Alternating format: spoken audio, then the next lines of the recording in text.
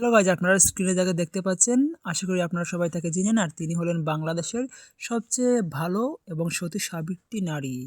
ফালতু কথা একদম কবি নে। ও সরি, এটা ফালতু কথা ছিল।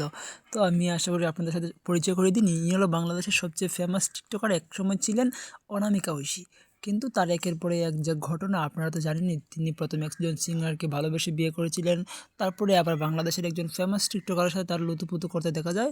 আর বর্তমানে একজন নতুন জনকে বিয়ে করেছে। আচ্ছা, ভালো বিয়ে করেছে, ভালো। কদিন টিকবে সেটা দেখার বিষয় আর কি। देखा तेनू पहली पहली बार वे।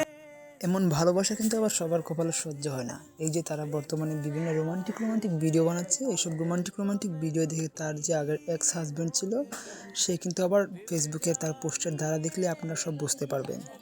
আচ্ছা গাছ, বিয়ে করছে ভালো কথা, কিন্তু বিয়ে করার যে উদ্দেশ্যটা, মানে আমরা যে জন্য বিয়ে করি, তারা ওই জন্য বিয়ে করে না টিকটক করার জন্য বিয়ে করে, সেটা বুঝি না।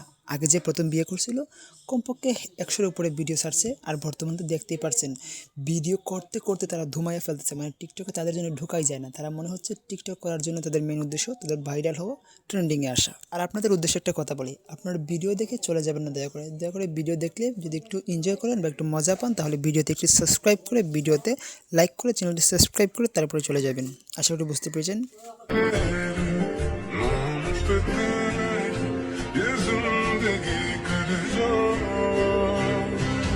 কিন্তু গাছ, সত্যি কথা বলতে গিয়ে তাদের বর্তমানের যে জুটিটা আমার খুব ভালো লাগছে। মানে যদি তারা বিয়ে দ্বারা যদি টিকে, মানে তারা যদি আর 2 দিন পরে ডিভোর্স বা অন্য ছেলেদের বা মেয়েদের হাত না ধরে যায়, তাহলে ভালো আছে, ঠিকঠাক, সমস্যা নেই। টিকটক করতে থাকুক, যা করছে তাই করতে থাকুক।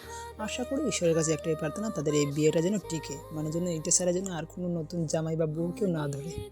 আচ্ছা গাইজ, আজকের ভিডিওটা এখানে আমি শেষ করছি। আশা করি আপনারা ভিডিওটি এনজয় করেছেন। তো চ্যানেলটা সাবস্ক্রাইব করে পাশে থাকবেন। ধন্যবাদ ভিডিওটি এতক্ষণ দেখার জন্য।